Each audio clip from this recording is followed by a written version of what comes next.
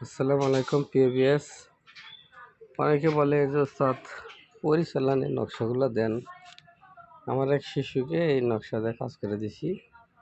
সে বলতেছে যে একটা পরিচালনের নকশা দেন। ভাইরে, পরিচালন তো নকশা একটা না, অনেকগুলো দেওয়া হয়। তো যাক, আজকে পরিচালনের নকশাটা দিলাম। যদি কালে কারো স্ত্রী যা থাকে বা প্রেমিক প্রেমিকা যা থাকে, এই পরিচালনের মাধ্যমে আনতে পারবেন কাছে। তবে এর নিয়ম আছে, কিভাবে করবেন, কোন দিন করবেন, বিস্তারিত ভিডিওতে বলা যাবে না। সব ভিডিওতে সব কথা বলা যায় না।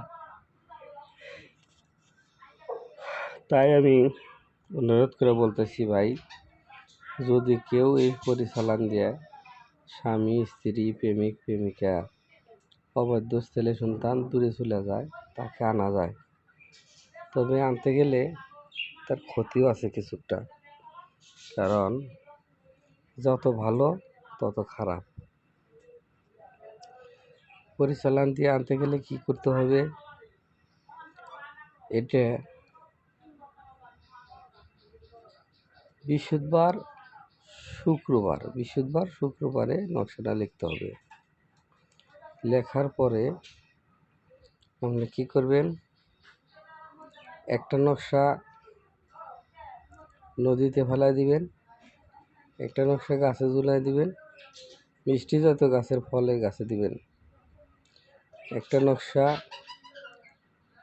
আগুনে পুড়াইবেন, আর একটা নকশা সীতাফেলা করবেন, একটা নকশা 3 রাস্তায়, একটা 4 রাস্তায়, আর একটা দিবেন হচ্ছে আপনার সাথে।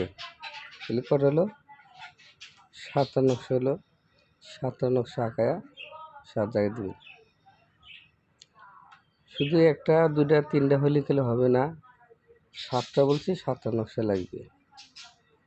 তাই দেশে ও দেশের বাহিরে যারা আছেন, ঢুকরে টুকরে টুকরে মরতেছেন যে ভাই আমি প্রেমিক প্রেমিকা হারায়া পড়ছি, আমার বউ অন্য জায়গায় চলে গেছে, আমি আর পারতাছি না, কবিরাজ ঘুরে টাকা পয়সা দিচ্ছি কিন্তু কোনো কাজ হইতেছে না।